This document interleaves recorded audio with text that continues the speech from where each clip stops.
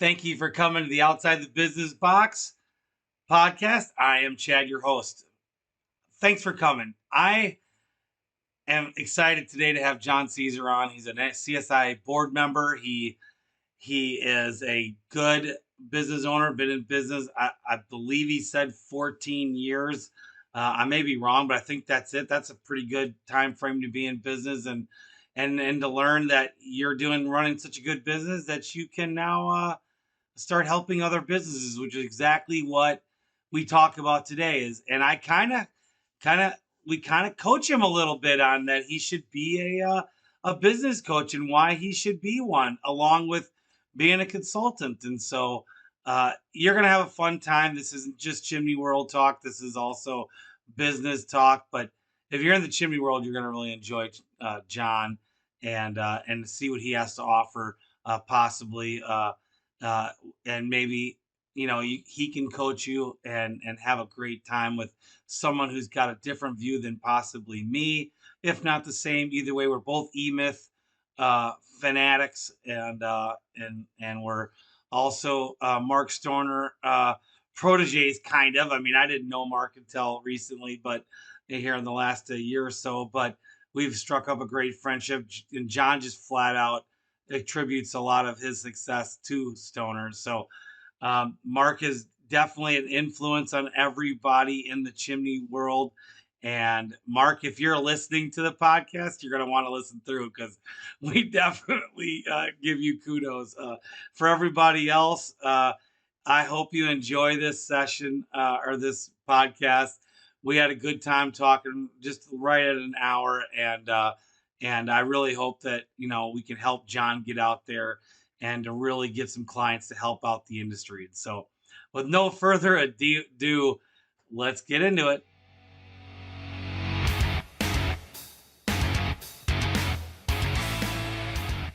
Hi, everybody.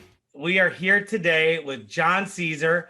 He is part of the CSIA board. He's also got a growing, awesome company. And what state are you in? Manchester, New Hampshire. Manchester, New Hampshire. And so he has most of you know who he is. If not, introduction, he'll be coming up here soon. We've become friends here, in the recent past here, and this is our second or third time talking. A lot of online thumb communications, but so let's go right into it, John. So tell us a little bit about who John Caesar and your company is. All right. Well, thanks for having me on here. Like you said, I have a chimney company in Manchester, New Hampshire. I've been a chimney sweep for 12, almost 13 years now.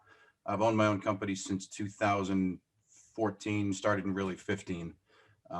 But in the short time I've been a business owner, it has been a roller coaster, that's for sure. Since COVID started, we've tripled our company size. Getting to that point, people say, don't grow too fast. We're starting to put the brakes on because growth can get out of hand quick. Yeah. But we're up to, I think, over 20 something employees now. It's been a wild ride. Like you said, I'm on the CSIA board. I've been a part of that now for 3 years. That's been a roller coaster in and of itself, especially with everything that's been going on lately. But yeah, it's been an interesting time to be a chimney sweep. That's for sure. Well, it's such a growing industry, and it's really blossoming into where people can get into this industry and start making a faster living by knowing the right steps, and then be able to grow a company, which is the next part of what we're going to talk about. You started your own consulting business. You're in the very infancy of it. I'm sure you've been helping other people. Tell me what your plans are with that as of right now. I wouldn't even say infancy. That's more of a newborn. I mean, we haven't left the hospital yet. Okay. No, that was born out of my own needs, really. I started my company. I worked for somebody else for 5 years, started my company because, you think you're really good at being a technician, so you can go into doing it for yourself. And I know a lot of other people, the more people I talk to in this industry, that's kind of a common theme, starting out with somebody else, getting certified, getting trained, experience, really good at your job. And then you go into owning a business. You think one just equals the other. And so did I. I went into it going, I know what I'm doing. Let's see where this goes. Terrible. Nobody teaches you to be a business owner. There's no business owner handbook or manual to say, hey, here's how you do all of this. So for anybody that's read the EMyth, he talks in there about being a really good technician, becoming an entrepreneur. But you go from being really, really good at one thing to now you have 20 things you have to do. You're still really good at the one thing, but now you have to do 19 others that you have no idea how to do it. Marketing and hiring, firing, bookkeeping, just running the business in and of itself, managing people.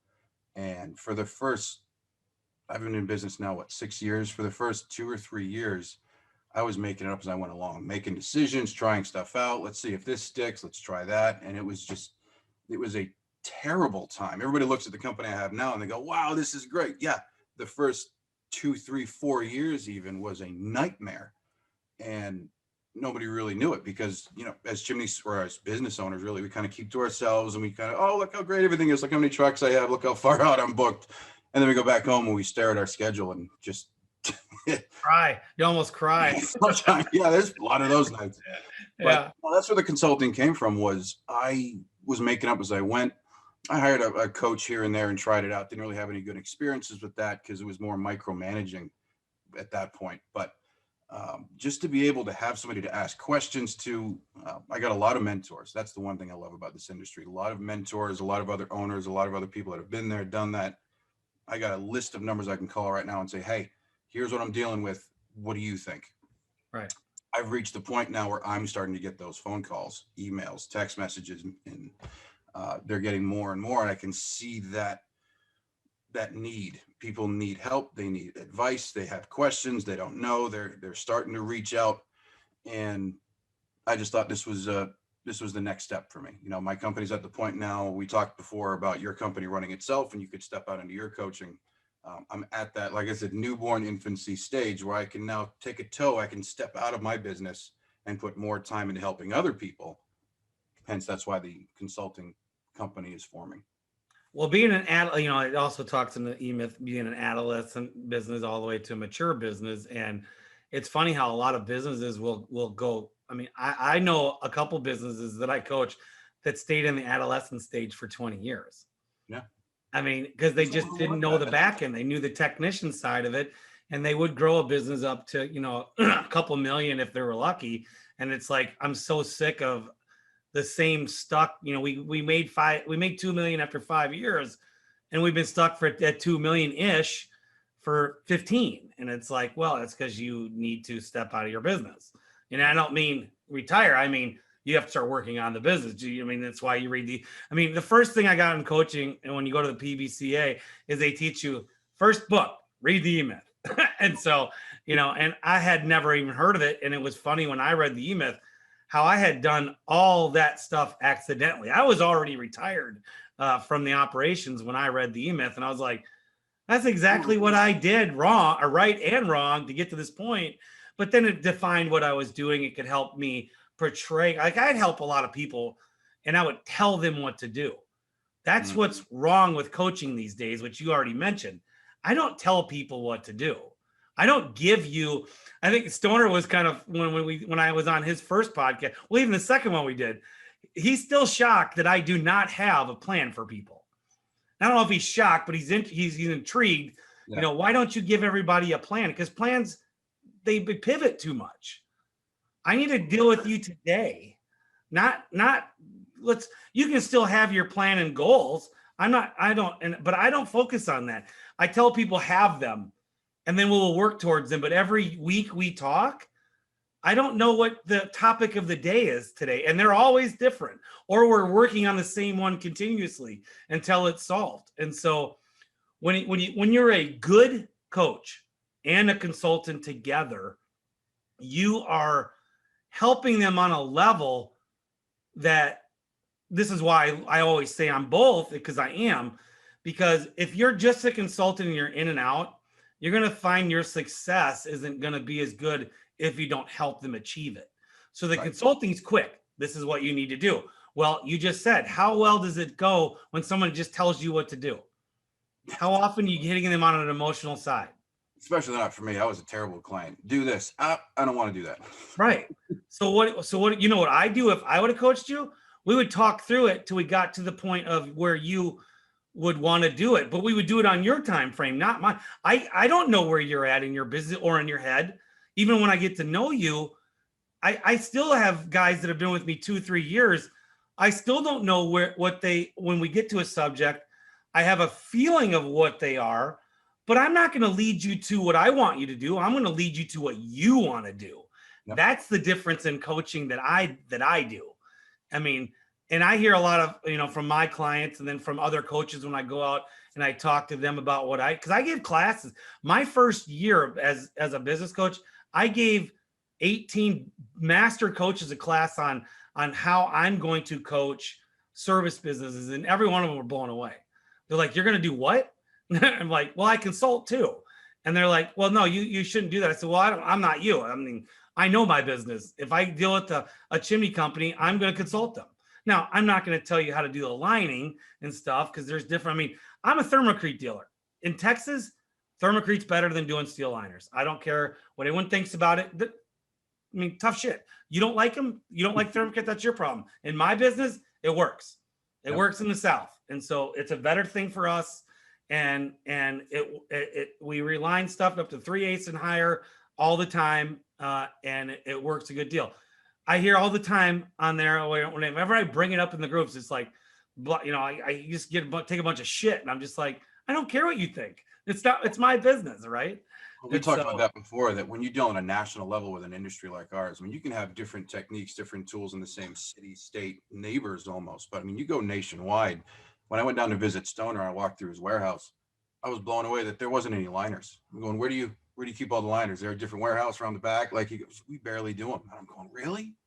Like, you think that everybody's business works the same as yours, has the same issues, deals with the same customers. And I mean, you go from New Hampshire to Tennessee to Texas, you're going to deal with 3 completely different companies. So it's really hard to get tied up in the size and the scope and here's how you do this job. Like, they're completely different. I've never used thermocrete once.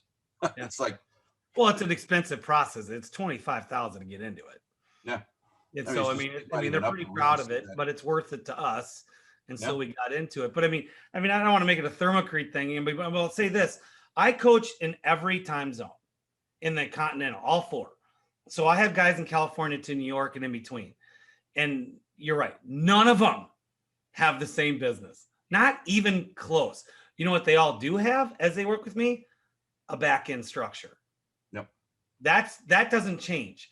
I mean, so I took on a couple businesses out of my comfortability because I wanted to challenge myself. And one's an SEO company that I took on, and the other one is just completely a pharmacy.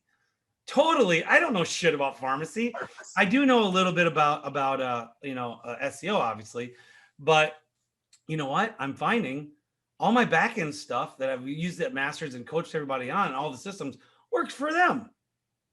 The back end of a business works for any service type kind of business. And so, when you start giving them the back end and getting them working on their business and not be the technician, that's where the magic is. So there's the difference. We were talking off camera, and I'll say now, a lot of guys like you are getting into this. You're going to find that the coaching side, and I'm plugging me, but I'm trying to get you to understand that the coaching side of your business that you don't want to do because maybe of a bad experience you had in the past is really where you're going to find how you're going to help people. Because you said you had an experience that wasn't exactly ideal. So, and I told you the way, I would never tell you what to do. I don't have a program, which we were talking about with Stoner. Stoner gives a great business plan to people. It's great. And they can put them on a path to doing that. The problem with it is, not the problem. When I deal with you, and I have got a couple clients that have gone through Stoners, and I want everyone to do stuff like that or have something like that, do it. So you do have a mindset on that, but then I'm going to help you work it. But I'll tell you, it's not going to be in order of what it is because things happen. I mean, I have one client that literally just lost 3 of his main people 2 weeks ago. Didn't expect it. That happened to me last year. One was hurt, one quit, and two people. One quit and one got hurt. And he's booked out for 3 months right now. He's like, what the hell am I going to do, Chad? And it was simple. And it's like, okay, well, we have to pivot right now. This is what I would do if I were you. We need to pivot, make a change to now you need to take and have just guys selling and just guys doing the work so you can maintain your workflow you have now. And now you're pulling and hire a couple guys to be helpers. You need some monkeys. I call them always, and I don't mean this as a bad thing. You need some monkeys to mix mortar and carry bricks. You need that, right? But we need to pivot to where you don't lose money. So let's go to this model, at least for the summer, and hopefully we'll stick to it so that you can still be bringing in stuff and selling while your workflow is still working with less people. Done. Never cancel the job. And I mean, so for me, the consulting or the coaching side of it even is really just that extra set of eyes, because we get tunnel vision. We're focused on the problem. We're focused on the job. We got this is, very small level or small focus. But just to have that 30,000 feet overview, like, hey, you didn't see this or try this. Like you said, pivot over here. What about this? Or I've been there. Just to have that, really, that's priceless. And I went years without having anything like that. There was people I could call, but then at the same time, there's certain things you don't really want to call somebody about. We're like, hey, this is what I got going on. Like losing 3 technicians year before last. Same thing happened to us in July and August. 3 of our lead technicians gone, work booked out. What do you do? Everybody's got their own different way. They got their own model, but to have somebody there to go, breathe. Here's what we're going to do. Here's outside of the box to plug you. You got to think outside the box, but it's hard to do that when you're in the moment, when you're in the thick of it. Right. Well, and I didn't have that. I didn't have that at all in my business. None. I literally blind focused on my business, did a lot of stuff wrong, a lot of stuff right. And until I became a business coach and honestly, I wasn't even going to come out to the chimney world. I was against it my first year.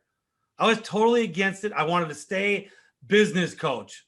Now, I didn't want nothing to do with the chimney world until one of my business coach friends, master coach, said, you need to start marketing to the chimney business. And I went, no. And I'm like, no, I don't want to deal with them. I see on the boards or the groups how people are. They're not my cup of tea. Boy, was I wrong. They are my cup of tea. You are my life and my world.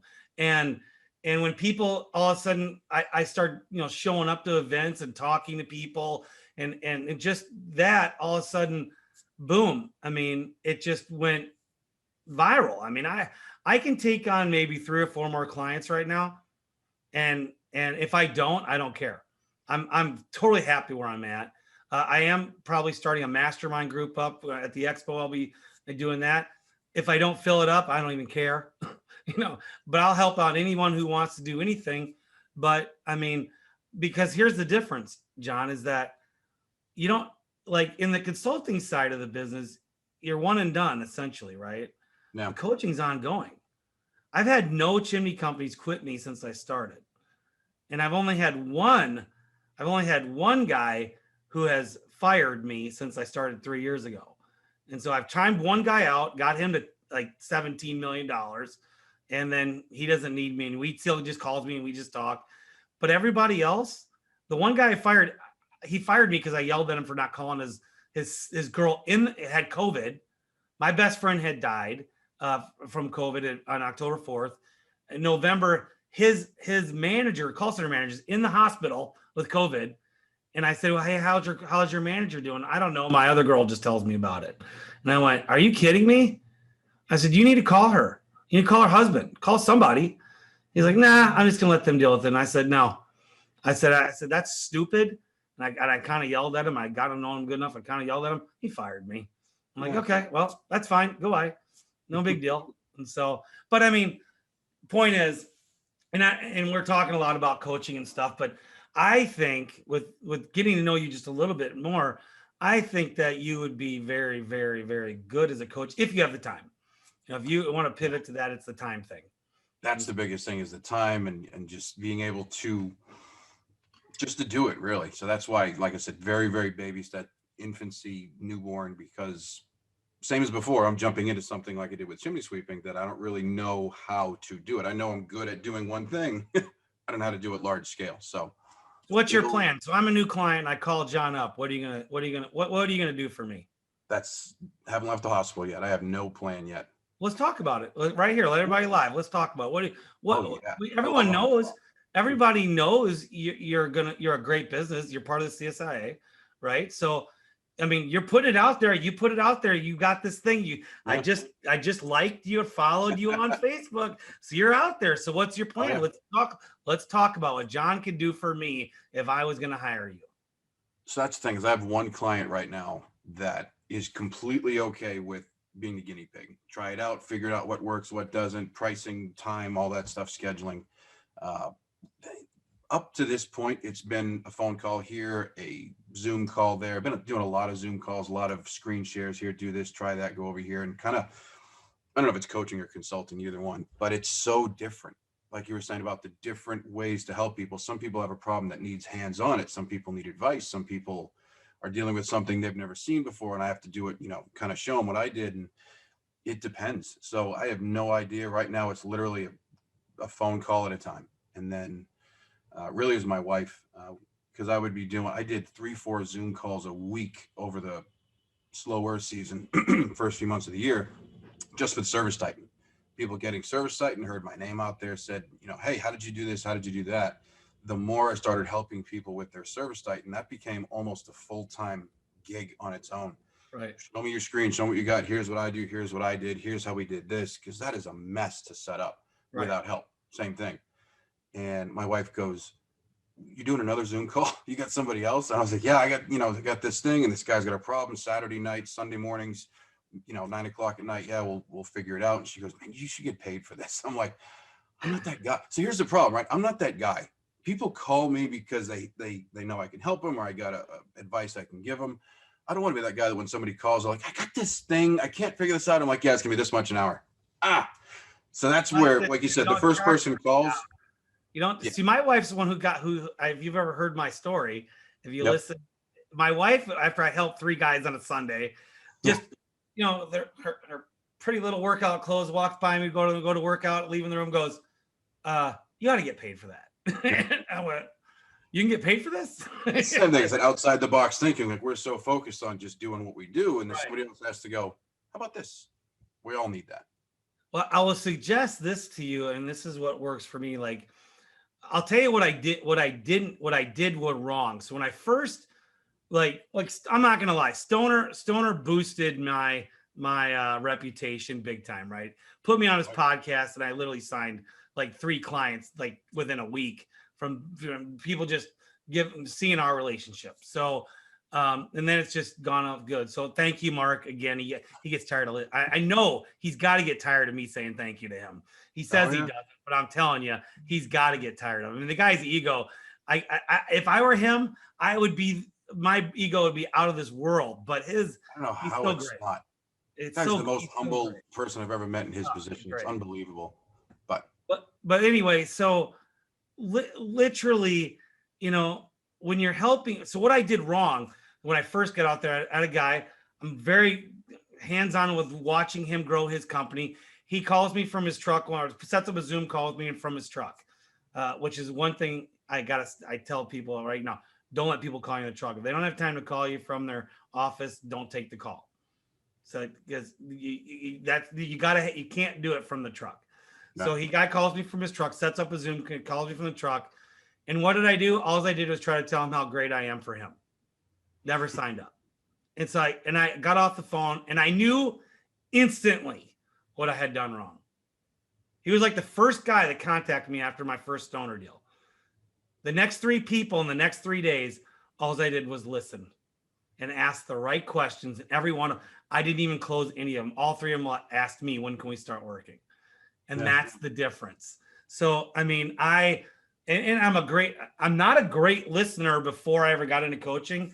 And when you learn to shut up and listen and ask the right questions, you're having them solve their own issues. Now there's a consulting side of, hey, I've got Monday.com. You want to get your whole company on board to get all their tasks done? Go get Monday.com. If your scripting sucks, you're having a hard time with everyone saying the same thing, go get Stonely.com and script out your stuff. Easy. Consulting, go do it. Yep. But you want to talk to people on a level of really helping them, have them help themselves and have them talk through it. And when you do that, it's so powerful. I mean, I have a coach. Now I don't have a weekly thing with them. But I call and talk to them, I don't know, probably 3 or 4 times a month, and it's not scheduled. It's just whenever I have, something I got on my mind, I do it, and I don't pay for it. But back to your point about, you talked about if hourly thing. See, that's where, if you get people to commit and they pay, they essentially will, if you're doing the right value, it's your time is valuable. I don't feel guilty one damn bit for charging my clients at all. None. And so because at the end of the day, I see what they're doing and I'm free. But I mean, I'm not going to, especially I can help 2 or 3 people for free and I can do that the rest of my life. Is that what I want to do? No, I want to help as many people as I can. And if I'm going to do that, I'm going to have to be compensated for it because it is my time. Now, if I had a business, if Masters was making me $5 million a year, I would probably do this for free. But I would do it on a mastermind level to help as many people out like that. So I wouldn't do one-on-ones as much. I would do it that way and help people out. But, hey, I make good money. I'm not, to that level where I can help people. I read a book, and God, I wish I could tell you the name of the book, but this guy he was a good mentor, a good coach. He was actually a football rock star coach. I mean, I don't remember, for some colleges. And then he became a coach, about the time he was 60. And he didn't charge any of his clients until he died at like 85 years old. And the guy had like a funeral, like a presidential type deal. And I can't remember the guy's name right now. I'd have to look on here. But it's like I make enough money. I don't need more money. I would love to get my life to that, to where I'll help you. But there is that little factor of, if they're not paying for it, they sometimes don't do the work. I've done a couple freebie pro bonos and they seem to not stick. And so there is a thing to the money value that you almost have to do it. And you can go to high level stuff. You can go to a high level stuff and get the value. I'll give you an example. Mike Fazy, I do not charge Mike Fazy anymore. Me and Mike coach each other now. He actually coaches me a little bit, more consultants, but we have a weekly Zoom every day. I charged him for a year, a little over a year of coaching, probably a year and a half. And we came up to the conclusion that you're helping me as much. Now let's just stop. I'm going to stop charging you. Yep. And I don't charge him anything because he has a high level and everything else. And so we're just now good buddies. I would consider him one of my best friends in life now. And we work on our businesses together. And so, that there's that to that. And so, sorry, Mike, he listens to every one of the podcasts. You just got, by the way, bare hands. Here's our segment where we stop. And this is brand new. I'm doing it today. Bare Hands Pro. If you need a chimney inspection, go to Bare Hands Pro. Mike Fazy, give Mike Fazy a call. Go to Mike Fazy, go to barehandspro.com. He'll give you your inspection report. It does. He can API it to whatever program you're using, most likely. And you can only do an entry once. There you go. That was kind of stupid, but fun. So anyway. Brought to you by Mike Fazy. Mike's Mobile, Bare Hands Pro. So anyway, yeah. So, I mean, so I can't, you have one client. So we already know that you're going to consult people, on what you've done. So what if I were to ask you, what are you the best at, you think, that you do? Oof, problem solving. Okay. Tell me how you do that. I can't. That's the funny thing, is it's something you really can't teach. I try with my technicians, and it's a skill. You can hone it like anything else. You can get better at it, but it's just something that I'm good at. I think you have to be as an entrepreneur, and everybody I talk to that's an entrepreneur has some kind of that, figure it out, make it work, because you have to, right? There's nowhere else. If you're in the middle of a job, or you got something happening at work, or you got these issues, you just got to figure it out. So I think you just become better at it the more you do it. But I don't know. It's the advice. I like to teach. I like to help. I like to guide people. So I was really happy to get on the CSIA board. In the beginning, I'm like, really? That side of it? The more I get into it, I love to be able to help people, to teach people, teach classes, teach courses, just to be able to have somebody come up to you and go, that thing you said that one time really hit home. Like, I didn't know what I was doing until I heard you say this one thing. I don't remember saying the thing. That's the funny thing. I just talk, or I'll help, or I'll say something. And I hosted a class here at my shop for the CSA a couple weeks ago, and we were out, I think we're on a lunch break, and one of the guys walks up to me and he starts out the conversation with, so I was at the airport and I was listening to one of your videos, and I started having like a ringing in my ears. I'm going, what? In my head, I'm going, wait a minute. Talking about Stoner, we talk about him a lot. We should give a brought to you by Stoner at this point. But Stoner indirectly is the reason, a lot of the reason why I am where I am today. I remember working with somebody else, and I was sitting in his office. I've been with him for 4 or 5 years, and I look at the table, and there was Sweeping Magazine. And on the front was this guy, and he had like 20, 30 trucks lined up and employees everywhere. And I'm like, so I picked it up and started reading it because I didn't know that was a thing. I didn't know you could do that, because all I knew was one guy, one truck, got a helper. You're kind of good. I guess you can have a truck. I guess we'll do this thing. We'll do, just it's very small. And I'm looking at this and I'm going, how does this guy have this many trucks? How does he do it? So I'm reading his story and I read all about it. And that was kind of the first time that I was going, there's something out there other than what I know right now. Then Stoner writes a book. Then he's on TV. And now I'm just seeing this name. I'm like, this guy is everywhere. Yeah. Go to my first convention. It was Kentucky, 2016, 17, I think it was 17. I don't know. But it was the Kentucky convention. I'm at the opening night party. I forget who I was talking to. I wish, if you're listening to this and you know who you are with the story I'm about to tell, please tell me who you are. I'm drinking, feeling good. It's late in the night. I'm talking to this guy at a bar, and I look over, and there's Stoner. I'm like, oh, that's the guy from the TV and the book and the magazine. I'm like, oh my God. And whoever I was talking to, I'm really sorry. I forgot who you are. I was drinking. I'm going to blame it on the drinking. You ditched him. And I was like, that's Mark Stoner. Yeah. He goes, oh, you don't know Mark? I'm like, no, that's the guy from the TV and the book. And Yeah. he's like, come on over. I'll introduce you. And I'm like, oh, and I go over there. And like you said earlier about the humility side of Stoner, I'm thinking this guy is, he's huge company and trucks and TV. And he's a celebrity, chimney celebrity. And I go up and I'm just, and this guy introduces us. And Stoner turns around and he smiles and he's, hey, how you doing? Good to meet you. I've heard a lot about you. I'm like, you have heard of what? And I fangirled all over him. I was like, oh my God, everything I just said to you, I said in like 3 seconds drunkenly. So that was a good introduction on my end. But he was the reason I got to that point. And that was when our relationship started personally. And I was like, can you help me out? And we started talking, and he was the reason I got on the CSIA board. But it's not just about him. It's about what he's doing. He forward thinks. And that's the thing about Stoner that's just insane. Like, he'll do things and he'll say things and he'll put something in place. And I'm like, why didn't I think of that? Why didn't anybody think of that? And I'm going to keep plugging you just by accident, the outside the box. Too many of us, we're just stuck in that box. That's all we know. Like me sitting back at that company, working for somebody else. That's all I knew. I'm like, well, here we go. This is the rest of my life. This is what I get to do now, is do this one thing with this one guy because we do it well. Just to know that there's other people out there doing it. And I think he and others like him have, and now me, I guess, have had that impact on people, because now you're seeing it more and more. It used to be one guy in a truck. I'm going to climb ladders and put in liners and caps until I literally can't climb the ladder anymore. And then I'm done, I guess. I didn't want that to be me. And Stoner talks about having the career versus the job. I was like, I can, just to see somebody else that's already attained that, I'm like, if he can do it, I can do it. That's the way I think. So Right. Talking about the problem solving, that's not oh, I wish, oh, that must be nice. Oh, good for him. That'll never be me. To be in a business owner, you have to have that drive. You have to be, if somebody else did it, then there's a path. No matter what's in front of me, I'm going to get there. And that's kind of been my goal this whole time. So then after Stoner, of course, you start meeting other people like Roydhouse and like Chuck Hall, and you got Jeremy Biswell. There's just people out there that are doing it. And you're like, this is a thing.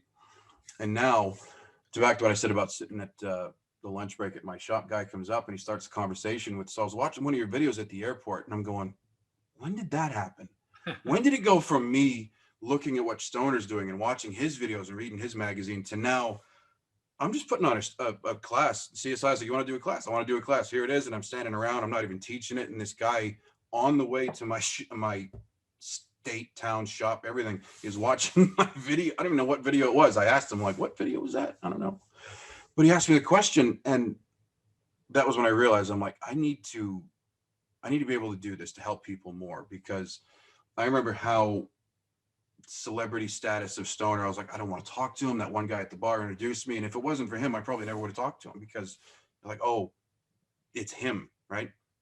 So to have that was very humbling for me to have somebody say, on the way here, I was sitting in an airport watching videos about you, and you said something that really hit me. I'm like, first of all, I got to be careful what I say. So you started out the podcast about, for people that don't know me, I used to be very, very, I was a keyboard warrior, really. All the forums online, Facebook, all that stuff. I was the guy that was always calling people out, posting pictures, saying things, doing things. And that's kind of how I got my name out there. Is people like, oh, it's the guy from Facebook. And then I meet people at conventions or at trainings or classes, and they go, oh yeah, I've been watching you on Facebook. I'm like, you have? You're from, Midwest, South, wrong time zone. I post stuff for New Hampshire and you're watching it. And that's kind of scary. So I've had to reel it in. I've had to reel in me, because I got to be careful what I say. So now I have a company, and now people are looking, and now I got CSIA. And now everything I say can and will be used against me in a court of Facebook. So you also want to be strategic on your message. And so like I don't have a message. Like, I have no filter. I say what I want. I'm like, yep, that's dumb. Don't do that. Some people like that. I like that. I scrubbed all my political stuff except for the mask stuff for a year and a half. And I don't even post that much even about mask stuff. But I mean, I did that. I mean, so if a new client comes on board and wants to know about me, they're going to see family and business. That's it. I don't talk much political stuff. I'll get on people's stuff and politicized stuff. I got enough on your personal Facebook page. Yeah, my personal Facebook is completely scrubbed for all political stuff. And you when you get to know me, you know who I am already, and everyone on Facebook already knows who I am. And so, I mean, I've actually had some people go, what politically, where did you go? I'm like, I just, I work on me now. I don't care about all this other stuff. But to say, it's kind of funny when you tell your story about Stoner. When I got off the first phone call ever with Stoner, because Mike Fazy said I needed to meet Chuck Hall, which I still have not met. I'll meet him next week. We've talked on Facebook a little bit. We've never actually had a conversation. He said, you need to know Stoner and Chuck Hall and Alan Rush. So I met Alan right away, and we talked, not enough as I'd like to, he's too busy. But then when I finally got on with Stoner, we just one day we just picked a day to talk, not recorded. We talked. We'd planned to talk for 30 minutes, and we talked for 2 hours. And we got off. I told my wife I just fell in love with a man.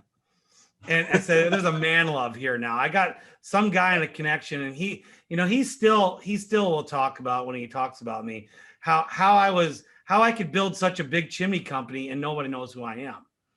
Right. Or they know Masters. A lot of people knew who Master Services was just because of the size.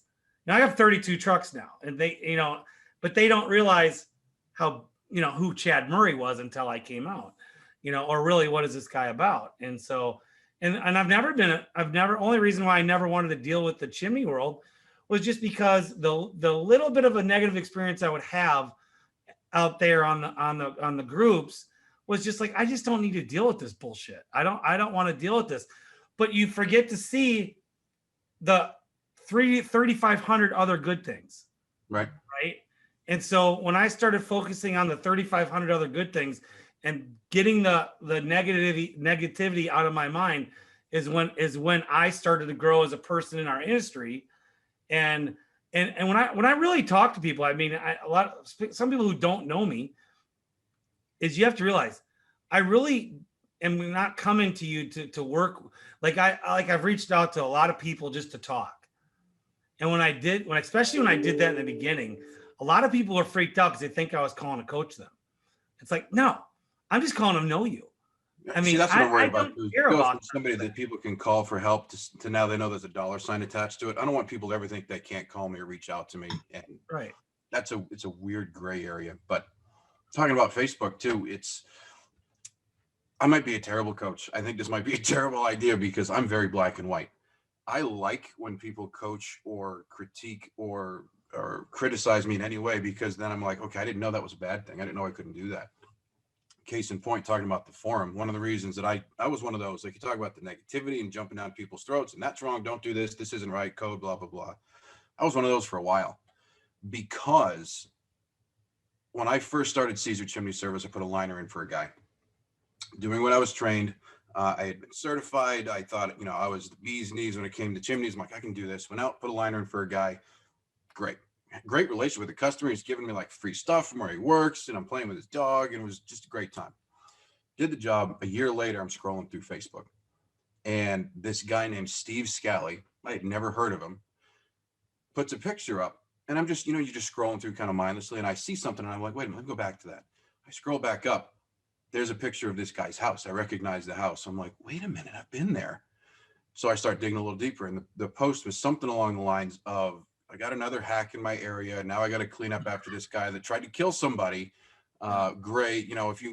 If you guys need training, come out and get trained, because we need people that actually know what they're doing. Something of that nature. Right. And it's my liner. And what's funny is, and I've still got the picture, and so does Steve. The picture was the customer's dog. After Steve had pulled my liner out and put it on the ground, the dog peed on it. And Steve happened to get a picture of the dog peeing on my liner. So that's what I saw. And that image has been burned into my head. It's hilarious now. At the time, I was mortified because I didn't know what I didn't know. Right. I worked for a guy that was self-taught. I got certified, but literally he was like, here's a book, go to this hotel, go take this test so we can get the badge, so we can put it on the trucks, and we can say that we're certified. Yay. I did, barely passed, but the logo on the trucks, never did any more ongoing education, ever. Didn't do any classes, didn't go to any convention, didn't know those were a thing. And we just kept working. I ended up starting a company because I thought I knew what the hell I was doing. Almost burned a house down. The liner, what it was, he had a chimney fire in his clay flue tiles basement wood stove. And I looked down the flue and I'm like, oh yeah, let me just hit a brush real quick. Let me just clean out what's in there. Holes in the tiles, shifted tiles, glazed 3 creosote everywhere. Dropped the liner and left. Because that's what I thought was a good thing. I'm like, here, I've never insulated a liner. I had never pulled tiles. I didn't know any of this. And I'm going, yeah, just put a liner and you'll be good to go. Of course, the creosote caught fire outside the liner, inside the flue, and I could have burned this guy's house down. Right. So for about a month after that, I'm waiting for my phone to ring. I'm waiting for my insurance company to call me. I'm waiting for lawsuits, people serving me. I'm like ducking people in the supermarket, waiting to get served. I'm like, my business is gone. Right. Thankfully, that never happened. But I did reach out to this Steve Scally guy. I'm like, hey, my name's John. He goes, I know who you are. I'm like, great. Oh God, this is great. into the area. I'm like, what did I do wrong? Was the question I asked. And his answer was, how long do you have? I was like, great.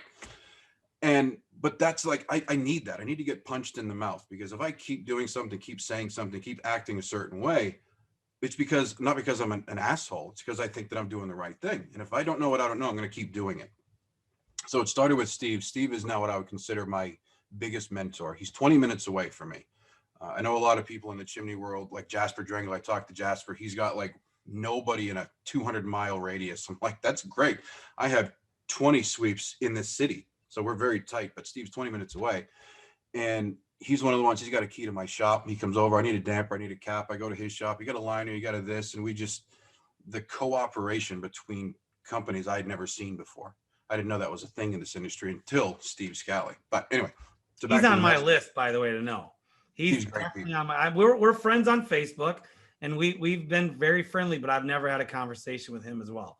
And and I can't wait to the expo, because I'm going to see all these people that I haven't had, touchy feely conversations with, that I hope that I can. I don't think the expo is long enough for me this year. No. There's so many people I want to talk to that, and I know there's some people that want to talk to me, but it's just like, I have to get to those people too. It's like, it's just going to be so great. I'm going to come back to a point here. The reason you just said why you think you'd be a bad coach is exactly why you'll be a great coach. Well, the point was, I want to do the same thing to people that I like getting, is just punch them in the mouth. That's bad. Don't do that. Which is why I was that guy on Facebook. People put a picture up of look at this great rebuild that I did. I'm like, that's not right. That's not right. Don't do that. Because that's what I want. If I put a picture up, I want somebody to go, that's not right. Why? I didn't know that, because I did it. Otherwise, I wouldn't have put it up if I didn't think it was right. It just blows my mind that people will put something up and then they get critiqued. And then they're like, oh, we'll forget you. Well, they were right, or they're right, whoever was saying it. Sometimes they're not. Sometimes they nitpick and they split hairs, which is whatever. But I kind of like the negativity. It makes me a better person, makes me a better business owner. Well, there's constructive and there's just asshole. Right. And so there's the difference. And so, There's a line. I don't mind We're a lot constructive more like, I criticism. lived in the South world. I know how Texas, Florida, people are very more laid back. Up in the North, we punch each other in the mouth all the time. We call it friendship. It's great. So it is true. But I will, excuse me. But here's the thing, people aren't hiring you to fluff them up and tell them how great they are. You're being hired to tell them and help them with what's wrong and their issues and to help build. It's not just what's wrong. Sometimes what's right that could be better. Matter of fact, most like my second year clients, they all sit there and go, do you ever not keep looking to get better? And you have so many apps for your business. And and I'm like, well, no, I'm never going to be satisfied.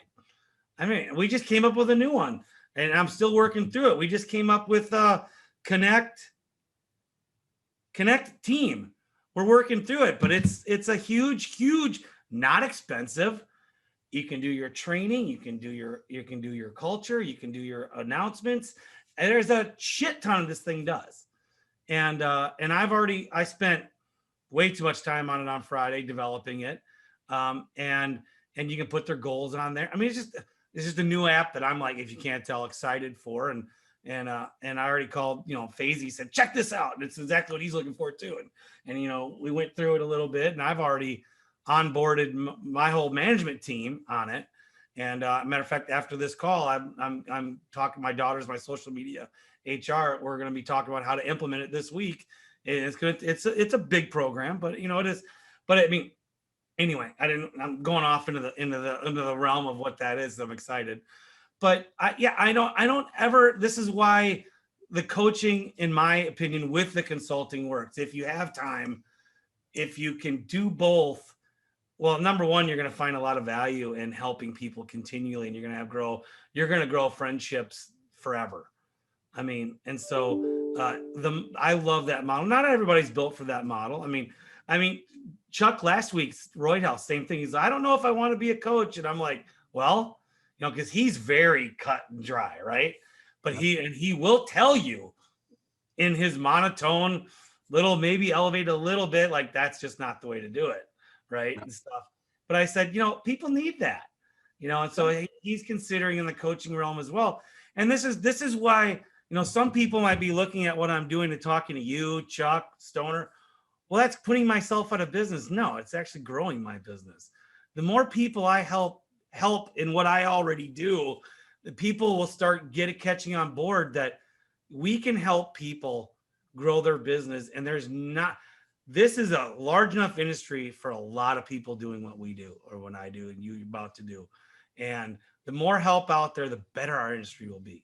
And isn't that what it's about? And the more I can help the industry, the more people I can help, down in the industry, it's really, really going to make our industry a way better place. That's the way it is with all competition, I think. And there's, in the chimney sweeping world, people are so scared of competitors or somebody close, or I welcome it. That's I tried to get a stove territory. Don't get me started on that, because I can't stand the whole territory thing with them, but that's a different story. I wanted to get this brand of stove, and they have a 30-mile radius for their territory. There's a guy 29 miles away from 28 miles, something like that, that when he found out I was getting this stove, called and complained and yelled at the sales rep, how dare you? And I'm like, I would rather have two chimney, like picture a strip mall, two chimney companies, both selling stoves, both doing the exact same thing, two competing companies side by side, because it would make me a better company. If I'm the only guy in business, the only guy in town, the only guy that can, I'm going to do what I want. Because I can. But if you give me somebody else to compete against, now the customer has to decide based on value or price or service or something that matters, not just I'm the only guy that can. Like, I'm just spoiled up here because we have 20 companies in this one city. Then as you get out, just more and more and more, because New England is wood burning country, chimney country, but we're everywhere. So it makes us have to be better. If you're just going to half-ass it and slack off and just keep doing what you've always been doing, people are going to pass you by. I don't ever want to get passed. I have that stoner kind of mindset, like you said, always be better. What can I do next? How can I fix this? What can I do? How can I improve? My office, my management team laughs because I can't sit still. I'll build something, I'll create something, I'll expand something. They're like, this won't last long. How long before we change it again? How long before we make it bigger? How long? The training thing I just built, they're like, how long before we add on to it? I'm like, I don't know. Next time I get bored, what can we fit in here? Like, stagnant just doesn't make sense to me. You've got to always be working to be better at everything. At your business, at being a person, at being everything. But yeah, that's general manager. I just found out last week, my general manager, John, he hates Monday.com. And I'm like, why do you hate Monday.com? It's because now you can tell me what to do without talking to me. Right. And I'm like, well, back to Darren Bebo, hey, get shit done, man. I mean, GSD this thing, man. And so I don't have to call you. And, I don't say get it done today. It's on my mind. It's what we need to work on. And now what we need to work on outside of what you're already doing. And, and I'm big on start dates, I'm big on end dates, but not start dates. So this year, I just want this done this year, at some point, and we're talking high level stuff. We're not talking about just change this system. It's like, okay, well, we need this. We're like really trying to get into big masonry jobs, which we've never done. So it's like this year is our learning curve. And we made a big hire that started today. The guy's scaffolding certified. Thanks to you. I saw your picture of that scaffolding deal and shit. And I sent it. I sent that picture over to John and my whole management team. This needs to be us by fall. This needs to be us. Because if we're not doing that, we're not getting big jobs. Yep. And so we need to have these scaffolding jobs to where we're not, because my sub does it. I have one sub, they're great, but they're subs, and I'm limited to when they can do the work, and they do all my big masonry work, and we don't sell enough of it because we're always dealing with them and it's not as profitable. And so we're really, really concentrating on the big tuck pointing and the big rebuilds, and I want to do it in-house. And like Justin Neary, who's out there telling everybody I'm his coach, he's on a great podcast. He mentioned me big time this last podcast. He said, and it's something that I am going to coin, and I looked into the trademarking, just go get in trouble. Just go get in trouble. Get in trouble. And if you build your business on getting in trouble, like you did with the lining, and you found Scally to help you, you're going to learn from it, and now you're not in trouble anymore. And so hopefully it doesn't cost you any money. Hopefully it's a tweak here and there. Do it strategically. I'm not going to go build a stone commercial building right now, but I might, I can do other little things that are still big to what I think are big now. And so, yeah. Anyway, well, our time is coming up here, John. I mean, it's been great to get to know you. You are going to the expo, right? I am not. Oh, I know. Killing me. And so, but either way, I'm going. I am coming up to the summer bash. Is that what we're calling it? A summer conference? Homecoming. Homecoming. I'm up there, so I'll definitely get to rub elbows with you there, and have a good time. But let's stay in touch. Are you starting a podcast? Probably just another time. Yeah, if it's this easy, like I say easy, of course. But no, it's just something else on my radar that maybe. Well, have me on for sure. I would love to get on there whenever you're ready. Absolutely. So, but anyway, how does anyone get a hold of you for your fledgling coaching consulting business right now? Once I put it out now it starts. My little. You did it. You did it. Yep. Best way is my phone number. I got a direct line. It is 603-605-8000. Got it. So everybody. It's a landline, so I had to tell people that because I forgot. It's not a cell phone. It's a direct line. I get it on my computer, on my cell phone, everything, but it is not a textable line. It's only calls. Okay, so leave him a message if he doesn't answer. Which happens a lot. Yep. And so, okay. Well, thanks for having me, John. Thanks for having me on.